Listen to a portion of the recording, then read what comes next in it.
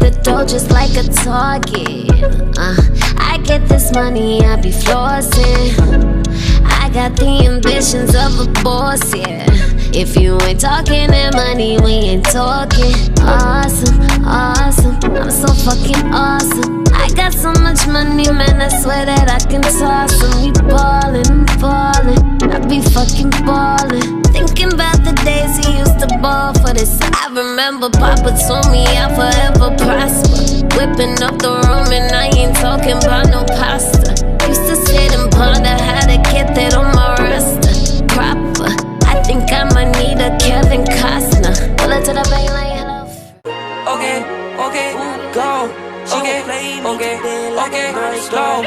Okay, okay, okay, go. Okay, okay, okay, slow. I got two cups and they twins. I got two bad bitches, they sin. Yeah. I got water and it gotta go splash. I got car and it gotta drive fast. That's my slime, yeah. That's my slime. Yeah, we really rock on the block all the time. Yeah. That beat, ayy. On them block. Till we see the cop and then we dodge the spot. Yeah. Did your car? Is it was hot? I had to use a fucking snow to hide a rock. Yeah, but it was melting. That shit was hot. I needed 400 degrees Fahrenheit. Yeah. Okay, go. Okay, so. Okay, go. Okay, so. What up with it? Supreme Beast Boxer Talk. You know what I'm saying? It's your boy Cadillac Red. This is Interviews, though. I got the homie KG with me. And I got a special guest. You know what I'm saying? One of my favorite up-and-coming fighters. Truth be told. You know what I'm saying? Yeah. Money Powell the Fourth. What's happening with you, Money? Not much, man. I'm chilling. I'm blessed. Thank you for letting me on the show, man. I appreciate it. Nah, no problem, man. No problem at all, man. So, we just saw you fight, I want to say last week, well, about a week and a half ago. Yeah. And I walked into the back, I seen you warming up. The first thing I said when I walked into the back is I knew I smelled Pizza Hut. You know what I'm saying? Money Powell is in the back. You know what I'm saying? Yeah, man. Yeah. So go ahead, take us back to a week and a half ago. In the lead up to the fight, tell us a little bit about that. This is my first time actually fighting in Georgia as a professional fighter. You know, as an amateur, I fought here all the time because basically right here in Georgia, this is my first time being able to fight here in Atlanta as a professional. So, you know, it was a great experience. It's a little different fighting with different commissions and stuff like that. Because to be honest with you, I wanted more of my family and friends to come, but I'm just be honest, we didn't know too much about ticket sales or anything like that. I wouldn't say everything was the most organized like it should have been. But, you know, I got in there far, did my thing. I'm going to be honest, I feel like I could have did more, done better. But, you know, it's a good experience. He was a big dude, but I got the job done. I boxed well, and it was a good fight, good experience and stuff for me, too. So now we're just looking forward to the future, improving, getting better, you know, with every fight, getting stronger and stuff like that. Hopefully I'll be back in the ring about May. But last week was a great experience, man. I just wish more of my family and friends could have came because I fought all over the world as a professional, different countries and stuff like that. So I always have people asking me like, "Yo, when we gonna be able to come see?" And I want my people to be able to come watch, but you know everything happens for a reason. But I just thank God for allowing for me to fight again because you know the pandemic, a lot of people couldn't get in the ring. So I'm getting the ball rolling this year. I got one fight in last year. I was grateful for that because some people didn't get to fight at all. Got one in last year, and hopefully we get about four this year minimum. I really want 4, to be honest with you. I hope. Okay. And you fought last year. Did you fight in the bubble? No, I didn't fight in the bubble. Honestly, every fight I fought on has been like normal. You know, we had crowd and everything there. So I mean, it's a good thing. It's a double-edged sword. As long as everybody's doing what they're supposed to do to stay safe, then it's cool. You know, people wearing their masks and stuff like that. But I haven't fought in the bubble. My teammates fought in the bubble. TJ, he fought on the card too. I don't know if you guys saw him, but he actually had a big upset win over one of the guys on PBC, one of the Barrentez brothers, or the twins. He knocked one out, and that was a real big thing. But he fought in the bubble, and my other teammate Brandon, he's a cruiserweight. He did as well. Okay. How has it been training with the corona and everything? How was that As far as you didn't fight during the pandemic when it was real heavy and they shut everything down. Were you able to still train, or how did that all work? Oh yeah, definitely. See, that's kind of the perks of being out here in the woods. You know, we like far away from everybody, so I still had access to the gym. I was in the gym through everything. I mean, even when it first initially, it was just me and my coach because we had to play it smart. So he was like, "Yo, nobody else at the time could really come." But we were still there because I literally can walk to the gym from my house. It's really close, and he's just a little bit up the street. So I trained through March when like it was real heavy, April, May, June, through all that stuff. And man, I'm just blessed I could because I know a lot of guys were struggling to get in the gym. And I know for some guys it's hard to stay motivated when you got to train at the house and just do things kind of like on lockdown. But that's where you got to just stay disciplined. And I stayed disciplined because I didn't even know when I was going to fight again, man. But I just had to stay hungry, stay motivated. And I stayed prepared, and we got that one fight in last year. I mean, it only lasted 58 seconds, but it was still good. It was still good to just get back in the ring. Yeah. Okay. Yeah. Okay. KG, you got something for him? Yeah, motherfuckers been rambling along. I'm just sitting here in the middle. You know what I'm saying? No, but I was gonna say something before Red got started about his ass. He got super excited because he didn't know you was on the card for real. Yeah, I ain't know, money. Yeah, I ain't know. Yeah, I ain't know. So when I finally showed him the card and let him know what was going on, that motherfucker lit up like the fat kid and the fucking kid in the Yeah, I mean, you know. The money, bro. Yeah, Hey, I appreciate it, man. Nah, no bull. But like Yeah, I said, man, you one of my appreciate favorite that. fighters. You one of my favorite fighters. So Los is my guy. You know what I'm saying? So we was going there for Los. So I'm hyped to be going to the event for Los. And then they say, yeah, you didn't take a look at the card. You know, Money Powell on the card. I said, say what? Money Powell? Oh shit, Yeah, we in there. You know what I'm saying? Yeah. I ain't already watching. You know what I'm saying? Because like I try to keep up with Southpaws. You know what I'm saying? Because I'm Southpaw. You know what I'm saying? Yeah. And then another reason, I got a guy that fights. You know what I'm saying? He's training out in Vegas right now, and he fights anywhere between 54 and 68. You in that division? Yeah. Same shit. So I gotta keep up I with you. understand. You know what I'm saying? Yeah. And I like the fact that you ain't scared to throw that lead down hook to the body, man. Nah, man, that punch was there. You know what I'm saying? Like all night. Always. Like I said, all night long. And I really feel like I could have done more. You know what I'm saying? I feel like some moments I was a little bit too hesitant and stuff like that. But like I said, it was just I'm grateful that I got a good solid fight in with a guy that came to win. You know what I mean? Yeah. I didn't want to. Yeah. I didn't want to Like, fight a guy that. Like, how did he feel like as an opponent? Because I seen some grit. You know what I'm saying? I was like, damn, I should. He came to fight, man. And I mean, my team, my management team, they even had said that. You know what I mean? They wanted me to get some rounds in because the last guy had blew out of there real quick. Yeah. So they wanted me to. Not only that, I needed to get in there with a guy that was coming to fight. You know what I'm saying? Because it's been a little bit since I've been in a legit, fight. I mean, I didn't even really get hit with big shots, but a guy that's coming to win. You know what I'm saying? So they made sure that they got a guy that was he came down and waited to fight me, but still, even if he was a little bit bigger, man, I was just happy that he came to fight because I'm not the type of guy that I don't want to just be fighting bodies, man. I mean, I respect everybody I get in the ring with, but I want to get to the top, man. So I need that experience, and I need to know that I belong at the top, bro. I don't want to get there and be like, well, you know what I mean? I fought all these bodies, and now I got an animal in front of me. You know what I mean?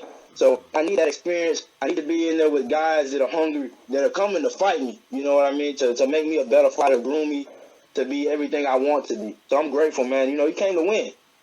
Let me ask you something. How old are you? 23. I just turned 23. Look out of here, man. That 23-year-olds don't talk like that, man. I give it to my parents. Yeah, man. Hey, no, give it to you for holding on to it. Yeah, I appreciate it, man. That's love right there, man. Yeah, man, definitely. Definitely. I'm trying my best to be, the best I can be inside the ring, outside the ring, and like how Red said, you didn't know I was on the card. You never know who's watching you, so I always try my best, set a good example, do what I can do to just be an overall good person, good fighter as well. But you know what I'm saying? You never know who's watching you, so you want to make sure that you set a good example and being a good ambassador of your own brand, because some people don't realize that, like, when you got people that are watching you and stuff like that, you want to have a good account of yourself as much as you possibly can. Because you never know what kind of doors that can open for you later on down the line. Absolutely. Absolutely. Yeah. Absolutely. Okay, so give me give me like your top 5 fighters that you pay attention to growing up. Who would you know what I'm saying, your top 5? Top 5. I'm not even gonna lie to you. Growing up, like when I first got into boxing, it was really just one I watched the whole time. It was really just Roy Jones. I'm gonna be honest. Like, but as I started getting older, and this was before I started boxing myself. Like, I'm just saying, watching as a fan, as a kid and stuff like that. Roy, definitely. I mean, even though he was, about done for real, as I started getting into boxing. Roy, I watched the Manny, obviously Floyd. My dad showed me a lot of old types of fighters and stuff like, Riddick Bowe, because he had amazing jab and stuff like that. And a lot of people get surprised when I say this, man, but I never, ever watched I saw tape of Ali, like highlights. I never watched one of his fights ever before, man. And it wasn't just because I didn't want, I don't know. I guess I just never sat down and took the time to watch it, but when I did start watching him, man, he really was amazing. He really was amazing. Yeah, you know what I'm saying? Yeah, and trying to sit back and watch those fights, and I think more so because it was in the black and white. You know what I'm saying? It took me a long time to watch a lot of classic fights, and then when I started watching them, I got past that and just started watching boxing. I watched a lot of boxing. You appreciate it a lot more. Yeah, I agree when it comes to Ali, because, that's before our time, and you always hear the shit that he taught, like you see the shit that he was talking, and you hear all that, and you hear about the stuff that how he stood up to the country and all that, with not going to war. So you appreciate those things, and then you see a fight, you be like, oh, so this why he was talking hella shit. God damn. You know what I'm saying? The truth, It all makes sense now. It all makes sense. Man. You know what I'm saying? So that's what's up. KG, you got something? Man, I'm just sitting vibing with it, man. Just go ahead and just roll with it. Okay. So let me ask you. Let me ask you this. What are you listening to in the gym? What music are you bumping right now? That's getting you hyped. All right. When I got like everybody in there with me, and I just play the basic hip hop and stuff like that. But when I'm by myself, I play a lot of. It's not even really music I play when I'm by myself. I play a lot of motivational speeches and stuff, like while I'm training. Just guys like talking about I don't know their names, I'm not gonna lie, but man, the videos I listen to are man, they just make you want to get up and just work harder than ever while I'm training. And it's not even really music, it's just listening to what they're saying. And because when you get in the gym and you training, some days you like, I don't feel like going this hard, I'm tired, my body hurt. But when I got, like that extra little motivation in my ear, reminding me like, yo, you got to keep going. You got to keep working because it's going to pay off in the long run. That's what helps me keep going. And a lot of times, too, I just listen to theatrical music, like some movie music and stuff like that. It's because I know it sounds weird, but when I listen to music, like me personally, I envision a lot of stuff, like on the regular, every single day, like on my wall. You really can't see it for real, but I got the belts right here, and I got motivational quotes and stuff right here too that I look at on the regular. So like when I'm training and stuff and listening to music or motivational speaking or whatever, I'm envisioning what I want, where I want to be in life. You know what I mean? So a lot of the music I listen to, it helps me envision where I want to be. And it gives me that boost to keep doing it. Like, I don't just listen to music just to listen to it, you know what I mean? I sometimes listen to it to dance and vibe, but when I'm working out and training and stuff like that, my mind is on, I'm a man on a mission, you know what I mean? So everything I do is geared towards helping me get to that next level. Because sometimes you need that little push, you know what I'm saying? Yeah. When you're in the gym, you're training.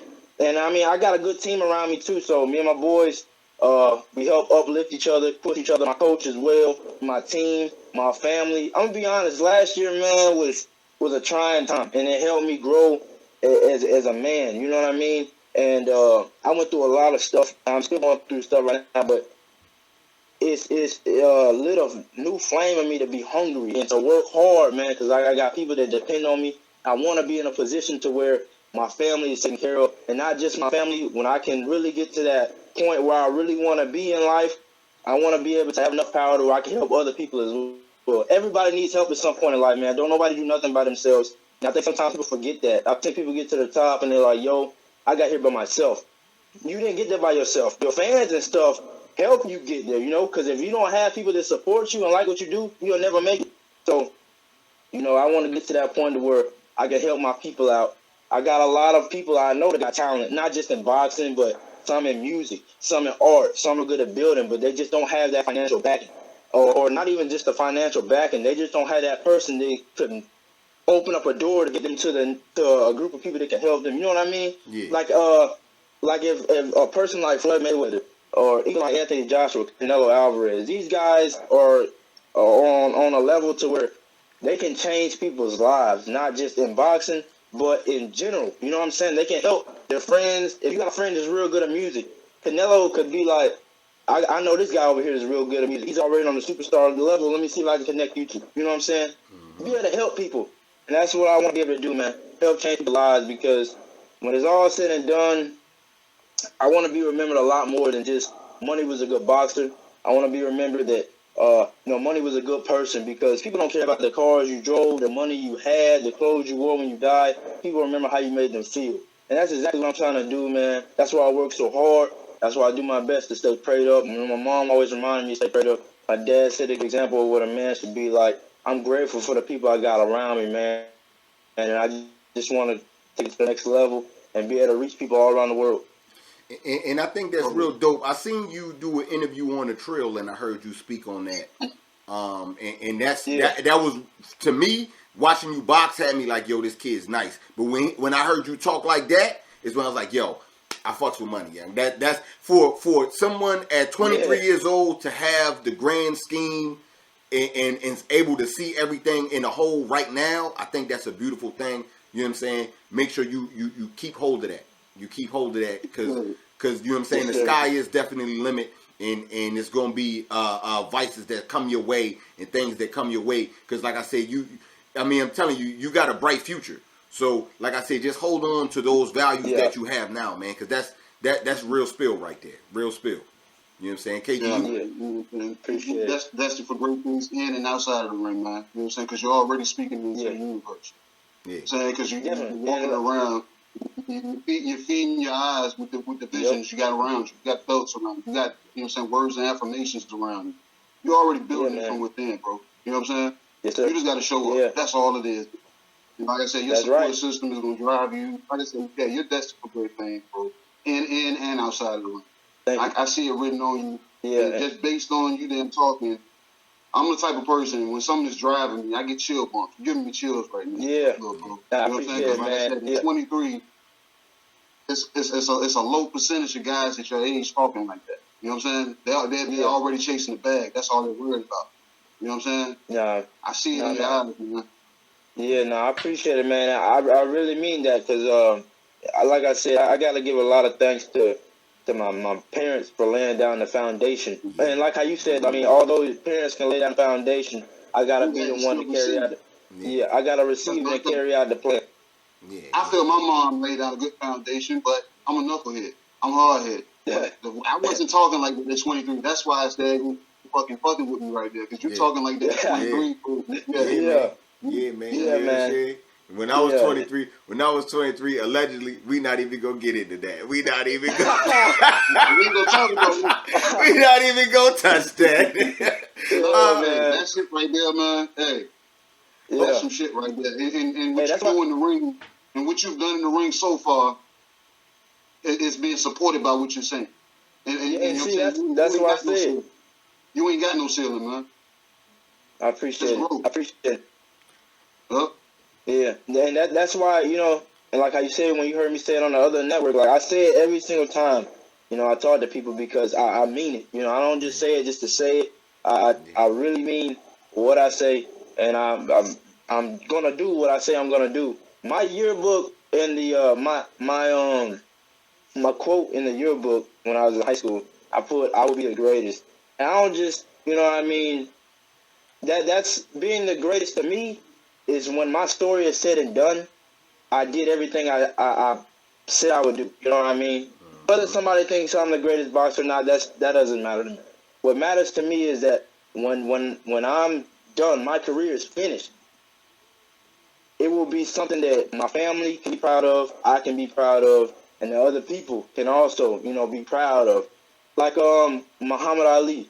When I started looking at the stuff he did, the reason why a lot of people consider him the greatest, now you got people who say this person got better skill, this person can say that he has better skill than him. It's for what he stood for, you know what I mean? The time that he stood for. And when I talk to people about a legacy, of course, skills is always going to cement you, winning belts and stuff like that. But how you make people feel, how you can touch people, that's what really takes you to the next level. And it's not even trying to just, like how you were saying, some people just trying to chase the bag. There's nothing wrong with, chasing money, because everybody wants to be financially stable. But you got to also remember, man, what comes with money is a lot of responsibility. And if God blesses you with a ton of cash or whatever he blesses you with, you should be responsible with that blessing. Because my pastor said something when I was there last time. He's like, a bigger blessing is going to require more responsibility. So if God don't give you this blessing, you got to be responsible with it, because he'll give it to you and he'll take it away. And I'm not perfect, you know what I'm saying? I done went through trials and tribulations. I'm young. I'm still learning stuff as I go through life, as I grow and stuff. But yeah, like you said, all of us. And I'm trying my best though to learn from my OGs. You know what I'm saying? My homeboys is older than me. My dogs, my parents. They're look, don't do this, do this like this. You know what I'm saying? I was talking to my girl the other day, and we were just having a conversation, and they were talking about how experience is the best teacher. And I told her, I was like, that's true to a certain extent. Experience can be a great teacher if you learn from it. Some people go through bad experiences and they don't learn from it, so they repeat it again. So you got to remember what you've been through, so you don't make the same mistake. Because some people hit a brick wall and they keep trying to go through that brick wall. You got to try to, okay, if this doesn't work, let me try it like this. That's why some people become stagnant and they don't understand why. You got to be able to adapt and grow and learn. And not only that, when you got people around you telling you, hey, don't do this, you got to be able to listen, open-minded. I'm not real. Listen, I don't have no problem with constructive criticism at all. I'm not going to get mad at somebody be like, yo, you didn't look good. You didn't do this right. I don't mind, because to grow, to be a leader, I gotta be a follower. I gotta be able to listen. I gotta be able to learn. Listen, I don't care if a 10-year-old tells me something. If it makes sense, I'm gonna listen to him. You know what I mean? I don't have no big head on my shoulders, man, because sometimes people get to a certain level where they think they know it all, and the day you think you know it all is the day you stop growing. You know what I mean? It'd be extremely ignorant to say I don't want to listen to this person just because they don't have as much money as me, or they're not as old as me, or whatever. You know what I mean? I'm always willing to listen, learn, and it help me get better as an individual. Mm-hmm. That's big facts. That's big facts. You know what I'm saying? What you got something? You got something, KG? Shit, man. We'll be here all day, man, because I can talk to this kid all day. You know what I'm saying? Hey, I'm long-winded too, dog. I can talk for a long time. You got something? You got something, K? No, I was gonna take it back to them, to the actual damn root. You know what I'm saying? Get back to boxing. You know what I'm saying? Oh yeah, my bad. No, you good. You good. I know you're a you know what I'm saying, prospect coming up. You know what I'm saying? Coming up in the game, and you see what's going on at the you know what I'm saying, at top 68. Yeah. You see yourself being able to edge some of those guys out right now that they're gonna shorten that list.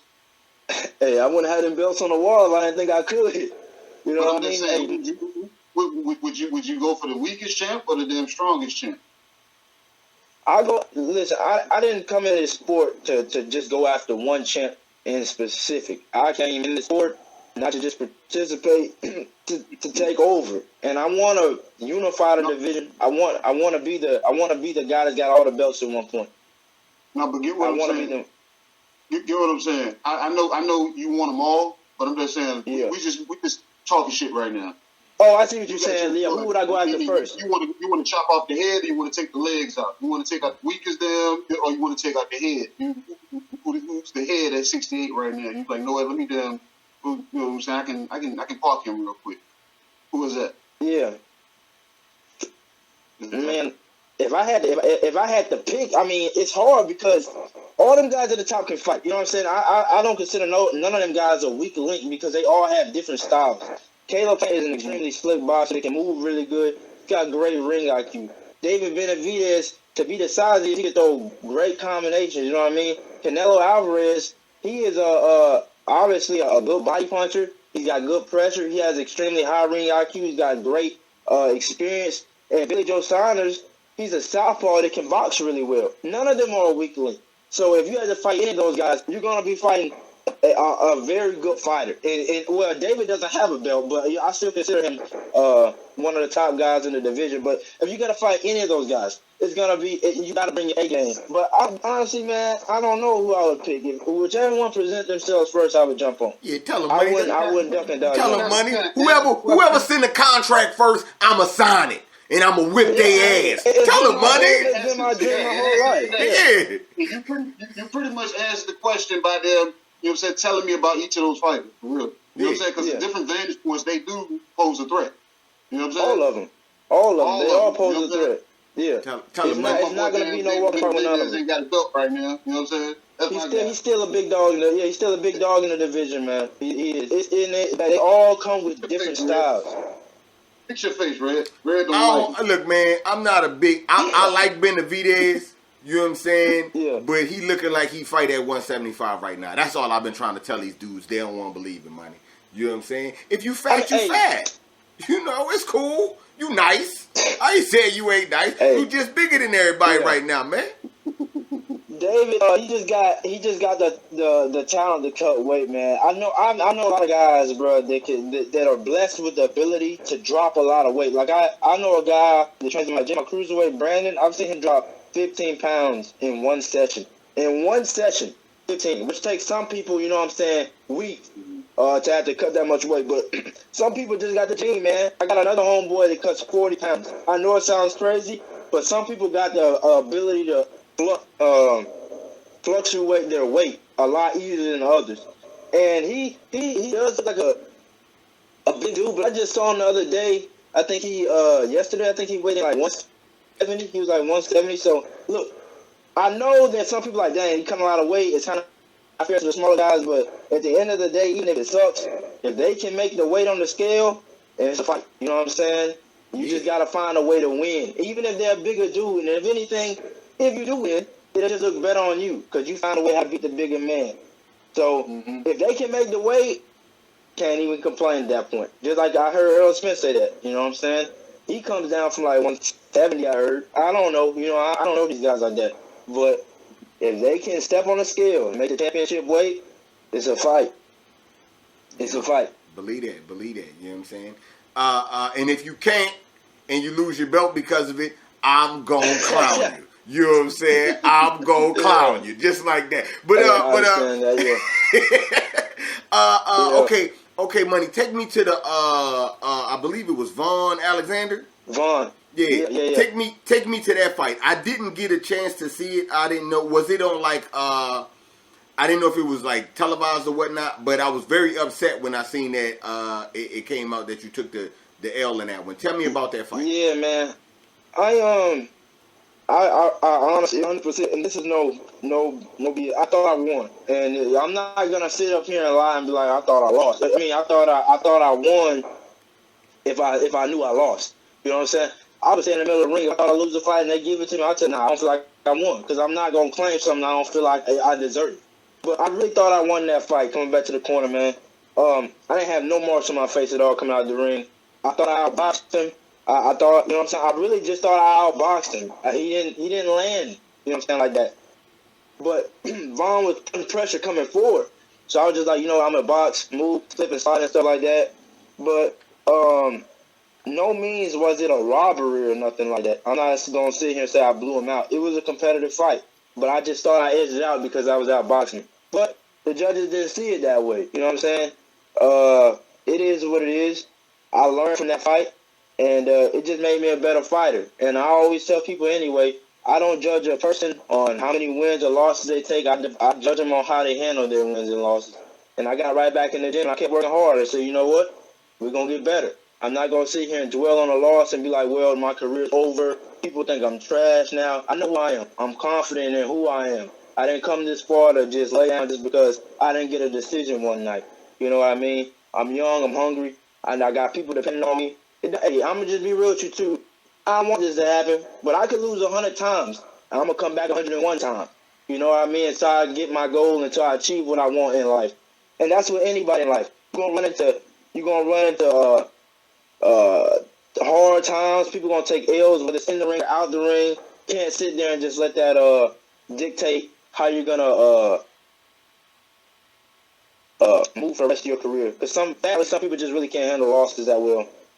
And I'm not going to lie to you. Today's age in boxing is like it's cutthroat when you take a loss. And, you know, I experienced that after that fight, man. After that fight,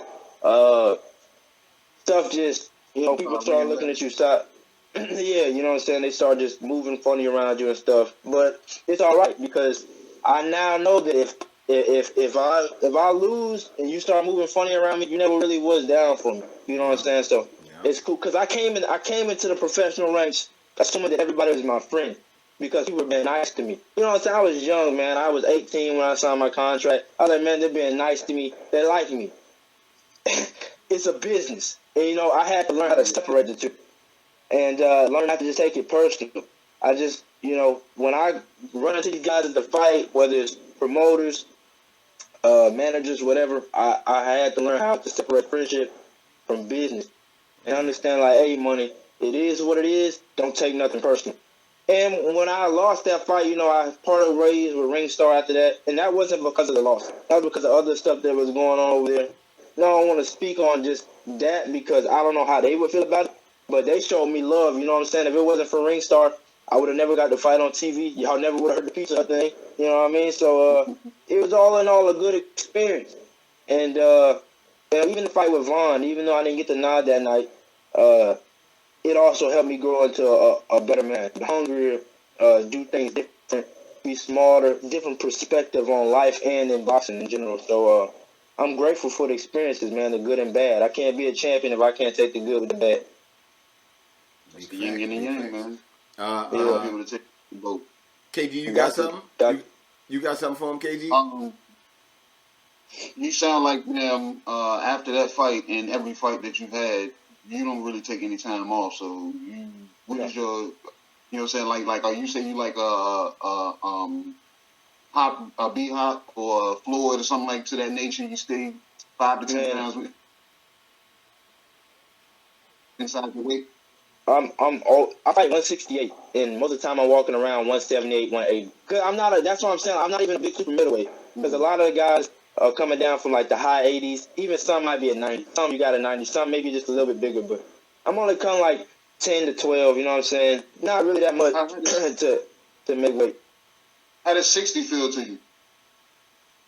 That one right there, man. I think I outgrew that. Though. I think I should have. Nah, hey, I ain't gonna be able to have no Pizza Hut trying to make 160. I can tell you that right now. I ain't about to be able to eat no Pizza Hut. It's a lie down there.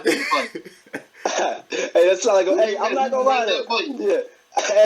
Hey, I thought about it. We thought about it. You know what I'm saying? My team, we talked about it. It was like, maybe we can make the push to 160. But we was like, man, it was getting to the point where when I was starting to have to fight catch weights, like when I turned professional, I think that's when I should have been fighting at 160 because I was trying to make 54. I never made 54. The lowest I got was like 55, 56. So technically, that's still 160 because I'm above the 54 weight limit. Anyway, I think after my fight with Vaughn, I think that fight was like 165. My coach was like, listen, there's no need to keep catching weight and stuff. We need to just pick a weight class. If you're going to fight at 160, fight 60. If you're going to fight at 168, fight 68. Because fighting at 165 or 164, you're technically a super middleweight. So it's like, just pick one. And 68 was better for me because now when I'm training, I don't have to worry about cutting as much weight. Because I think a lot of people don't realize, like, when a fighter got to cut a lot of weight, and see, I don't get fat. You know what I'm saying? To like some guys, you can noticeably tell they're fat, so you can tell they got weight to lose. When I get to like 180, yeah, you know what I'm saying? Man, I'm telling you fat, but I'm like 178, 180, and I'm always in the gym. So it's like where I'm gonna cut the weight from. I'm gonna have to lose muscle. And when they got on the machine and weighed me, this like high tech machine or whatever, it was like, yo, you want to make 60, you got to lose some muscle. I'm not willing to do that because number one, I don't know how my punch resistance is going to be. It doesn't matter if I'm coming down from 168. You got guys at 160 who punch hard too. You know what I mean? Strong guys still. And my punch resistance might not be the same. I might not be as strong. And I just don't want to risk trying to rehydrate. And then the day of the fight, I'm like, something ain't right. Because you can't tell them, oh, well, I don't want to fight, dog. You know, I don't feel rehydrated enough. They're not trying to hear that. So I just play it safe. I fight at 68. I'm strong in that weight. I can focus on training and just getting sharper. And training camp a lot more fun when I can just eat, you know what I'm saying? Not just eat no bull crap, you know what I'm saying? But I can eat regular food. You know what I'm saying? Yeah. The strict diets, man, do something to your head, too. You got to be disciplined. But, a lot of guys, man, start getting, like, turned into different kind of animals, man, when they're on those little strict diets. Yeah, I believe you. You know what I'm saying? When I seen Carlos before, he told me before when he was doing the weight, he said, I got to make weight. Don't call my damn phone.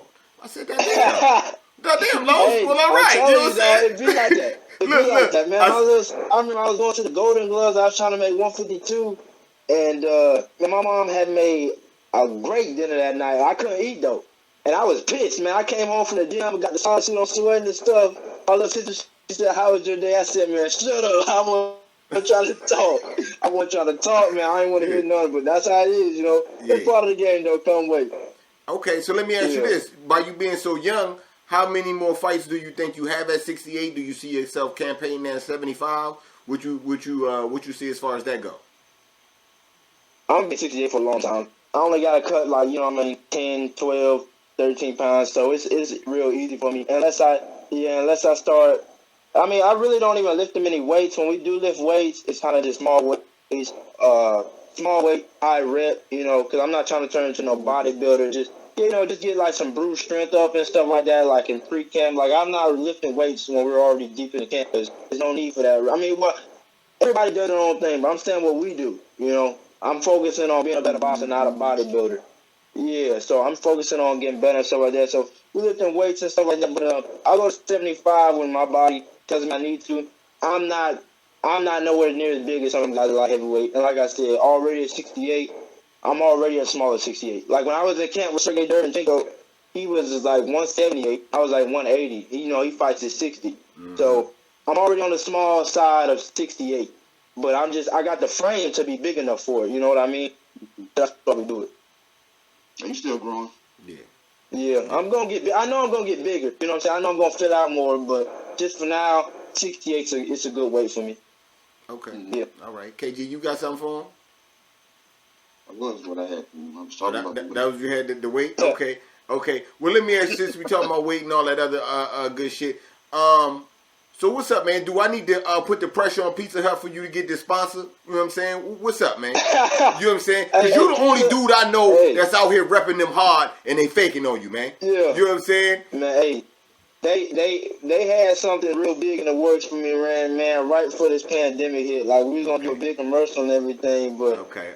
Man, they showed me some love, though. They showed me all this black card. I get free pizza for life. You know what I'm saying? So, I love that, but, man, we trying to...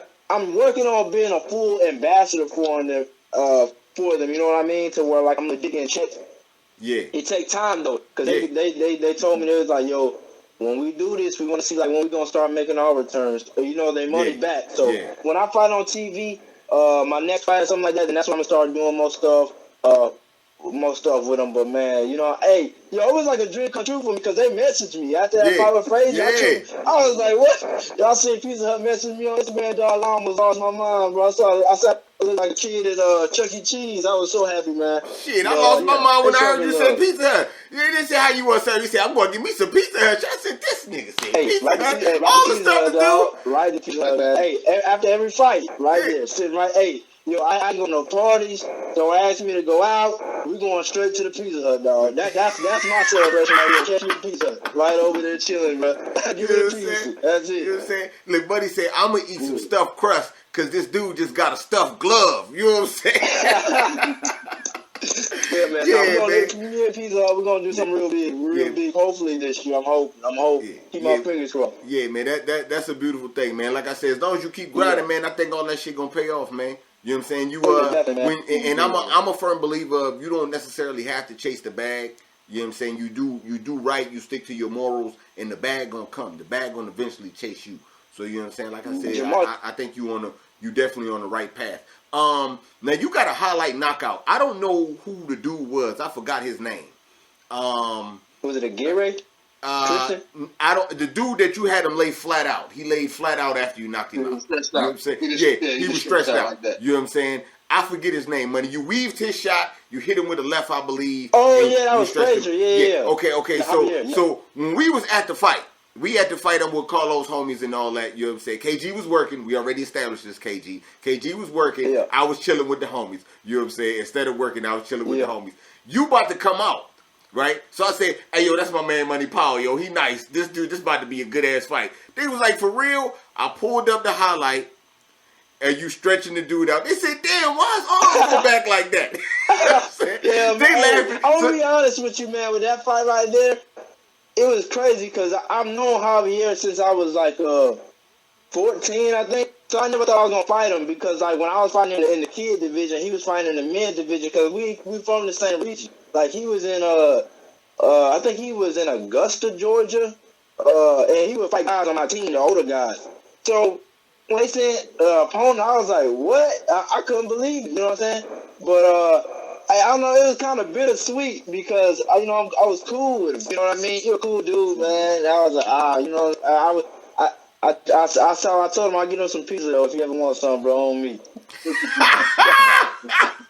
After you hit him like that, hell yeah, you should get some Pizza Hut. So I know I've been knowing you. I've been knowing you my whole life. I'm not that old, right? Because you were younger, right, Money? You said, like, I'm not that old. I've been knowing you my whole life, though. I've been knowing you long enough to weave this, take this with you. Yeah, man. You say you still throwing it like that? I got you. Hey, I'm telling you, but that was a good night. That was a good night, bro.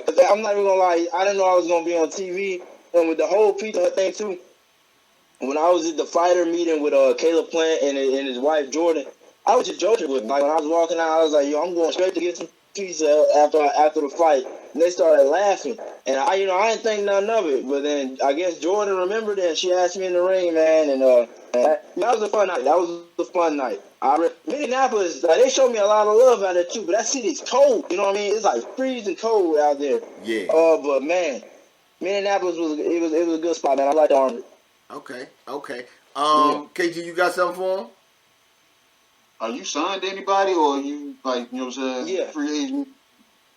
Well, when it comes to promotion, free agent, but I'm signed to Split T Management. David, the same guys that Tiafimo with.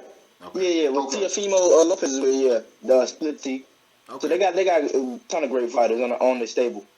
All right. Okay, so you don't have anybody like PBC Top Rank coming at you. You know what I'm saying? Stand by them.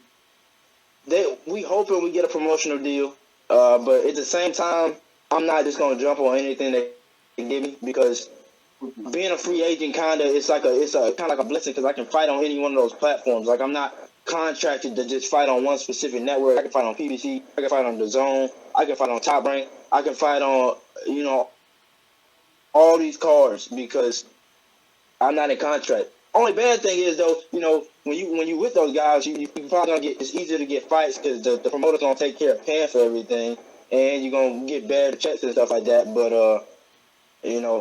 I'm just keep training because, like I was gonna say earlier, Jamal told me kind of like what you said about the bag will come to you. Jamal, when I was in camp with sparring with Jamal, he was like, he told me, he said, Money, just do what you're supposed to do, and the money gonna come. You do what you're supposed to do, and the money gonna come. He said, just train hard, win, look good, the money will come to you. You won't even have to go looking for it.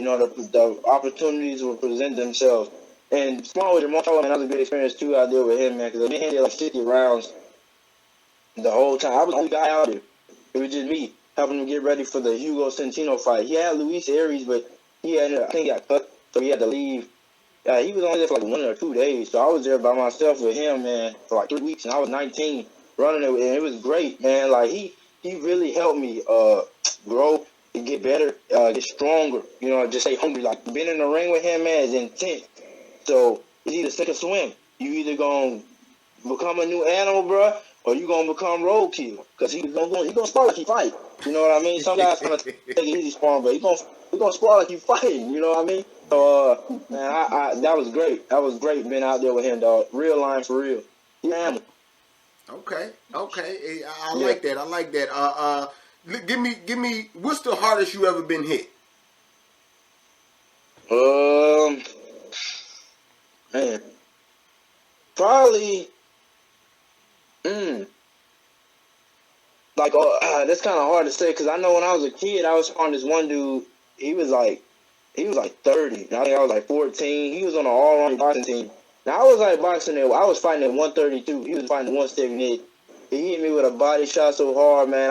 I know my spirit just walked down my body for a second, bro. Just go went on, just hit it back on, bro. Because it took the soul out of me. But when it comes to like a headshot, it might actually be my dog Brandon at the gym, the cruiserweight, because it was just me and him sparring each other for a while and got really heavy shots, like really heavy. The cruiserweight, some joints are like boom, boom when he hit me.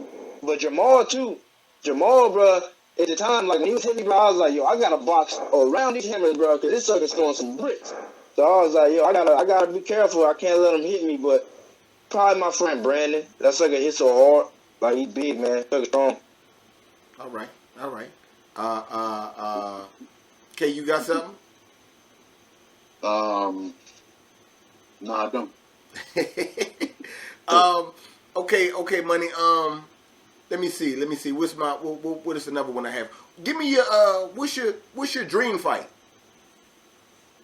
Like if I had to pick a person or a scenario. Both. Dang. Dream fight.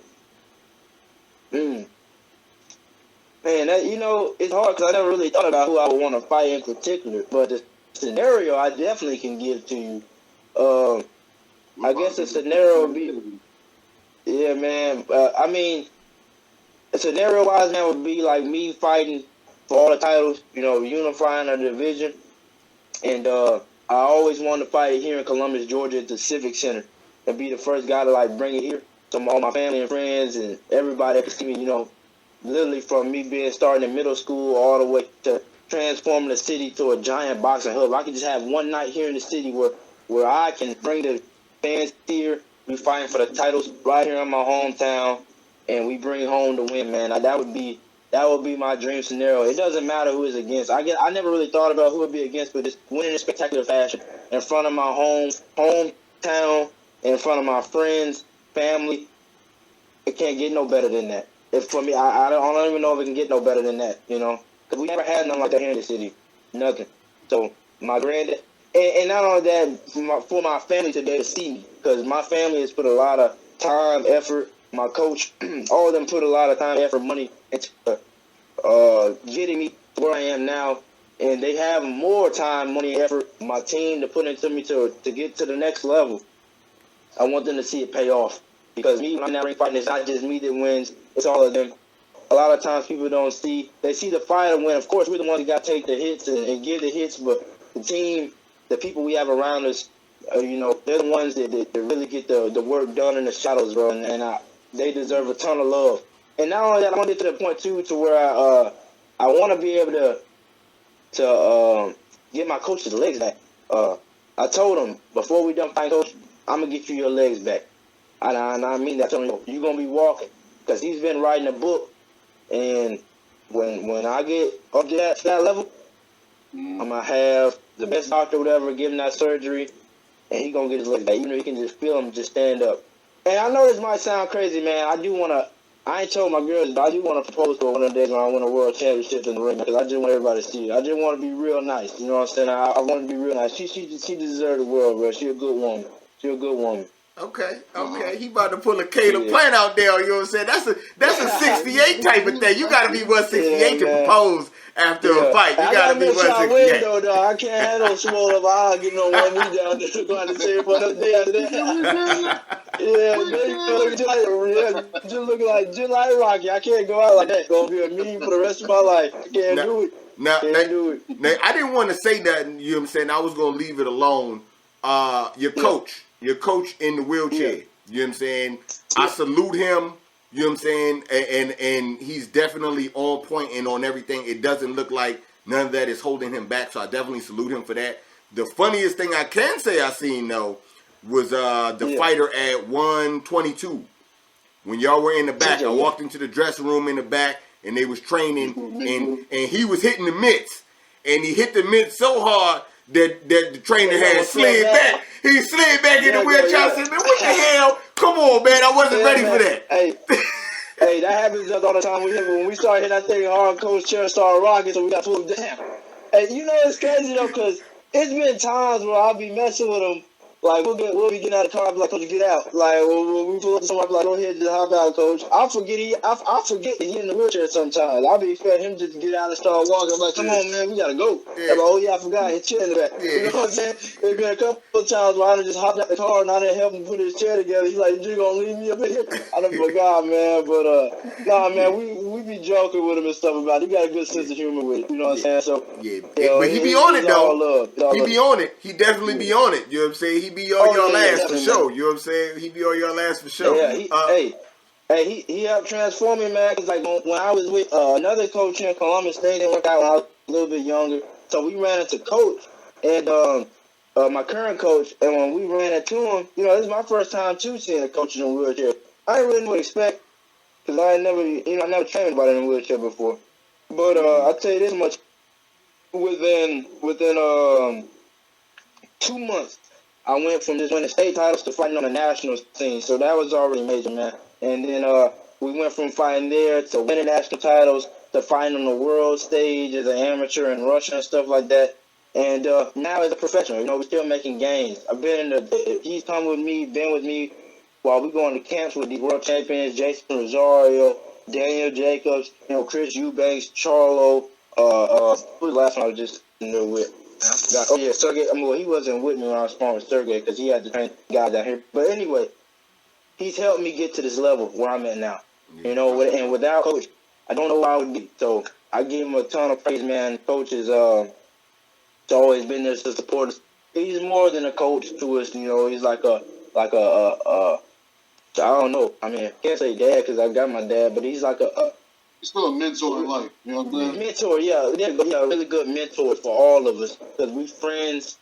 And Coach also, you know, looks out for us. He talks to us, gives us great life experience. Because I've heard some coaches be like, you know, I'm not trying to be friends with my fighters or nothing like that. But just me personally, I feel like to really take the relationship with the fighter to the next level, it's good to just be more than just business partners. You know what I'm saying? Because a lot of times you're with your coach a lot.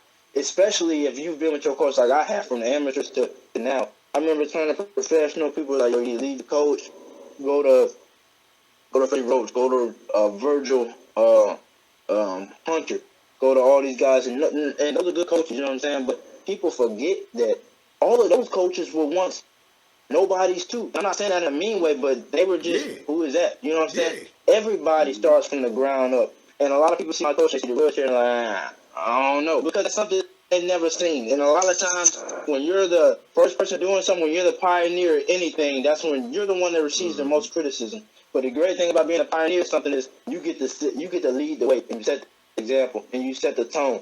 Because when somebody else sees somebody else do it, they're like, well, maybe I can do it too. You know, because some people be scared, you know. And my coach even told me, he was the point where he was like, man, the criticism that comes with it, but he grew past it too.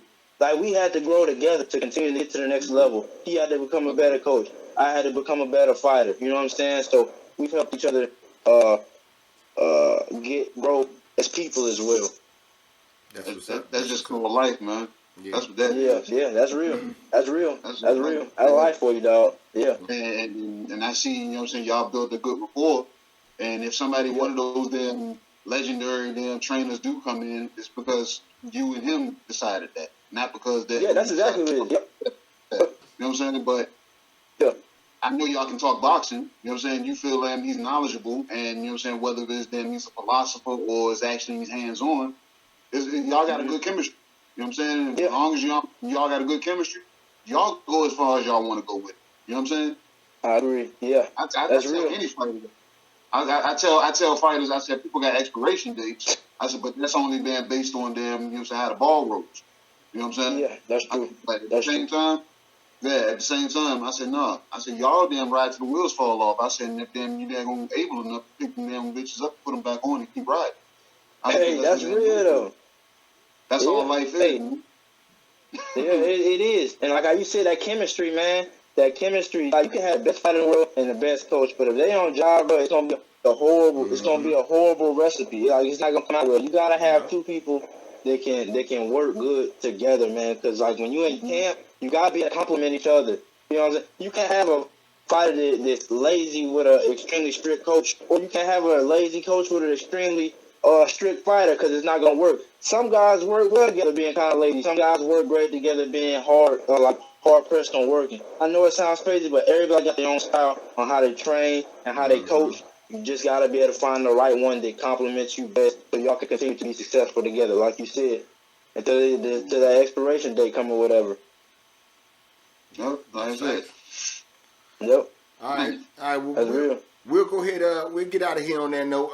Money, you want to tell the people how they can follow you? Any type of social media information? Yeah. You can follow me on Instagram at MoneyPowell4, and on Facebook, my personal page is Silver Powell, because Facebook don't even let me use my real name because they think it's fake. So Silver Powell on Facebook, and I got a fan page or a business page on Facebook too, Money Powell. I need to start using Twitter, man, but I don't even understand it. You know what I mean? I don't really understand it. Yeah, I don't really know what you're supposed to do on there, so I don't even really bother with it. Okay. But yeah, just Facebook and Instagram. Yeah, that's messed up. Facebook said that his name fake. They said Money Powell. What's your last name? Respect. Ha ha ha. Hey, it is what it is, dog. Hey, I'm used to it. Most people don't believe my name on it anyway. I'm like, hey, it's cool. It's cool. Look, I tell him that's Money Powell, and I'm gonna be talking cash shit. Believe that. You know what I'm saying? Hey, not only that, man. I'm the fourth, so I'm like, listen, there's 3 more before me, man. So you know it can't be 3 more before me that did it. That's right. That's right. 3 more. That's what I'm saying, man.